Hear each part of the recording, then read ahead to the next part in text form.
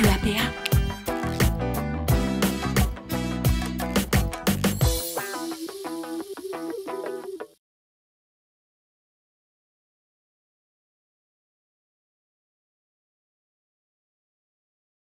Je vous propose qu'on regarde ensemble le CV de Jean James qui recherche un poste de directeur des ressources humaines.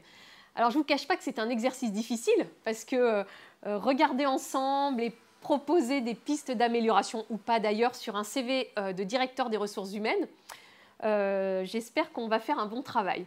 Donc Jean James a utilisé vraiment toute la page pour mettre énormément d'informations. C'est vrai que d'un point de vue ergonomie, lecture, ça paraît un peu condensé, sauf que quand on rentre dans le détail de chaque expérience, tout est bien décrit avec des chiffres clés et on comprend tout de suite quelle est la progression de carrière de Jean James depuis qu'il a commencé à travailler. Il a surtout eu l'intelligence de beaucoup plus détailler ses expériences récentes que celles qu'il a eues il y a une vingtaine d'années. Et ça, c'est très important. À partir d'un certain âge, il faut passer beaucoup plus de temps, bien sûr si ça en vaut la peine, sur les expériences récentes et mettre de façon très condensée, voire juste mettre le titre et le nom de la société. Et là, vous aurez tout le loisir pendant l'entretien d'embauche, si le recruteur le souhaite, de détailler vos très, très anciennes expériences.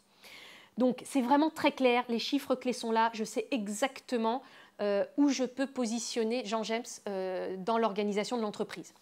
Sur la droite, je retrouve des informations clés, en particulier qui parle anglais couramment, et il met juste à côté MBA. C'est bien fait, c'est intelligent parce que je vois tout de suite le niveau d'anglais.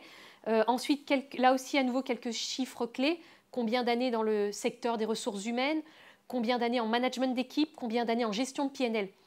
Ça, c'est clé. C'est très, très intéressant parce qu'en fait, ce nombre d'années sur les compétences me permet d'évaluer en quelques secondes le niveau exact de Jean James et c'est vraiment parfait.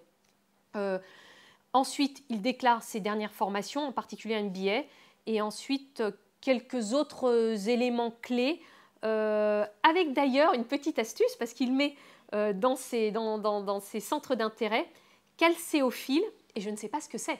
Donc en fait, je trouve ça là aussi très fin, très élégant, parce que le sens de lecture d'un CV, c'est plutôt de la gauche, du haut en gauche vers le bas à droite.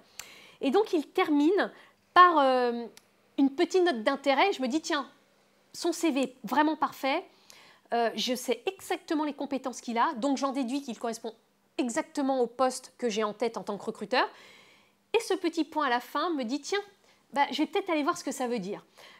Voilà, donc là, c'est un des meilleurs CV qu'on ait eu à regarder dans notre atelier. On refait le CV. Bon, et en même temps, c'est normal, c'est le CV d'un DRH, et tant mieux.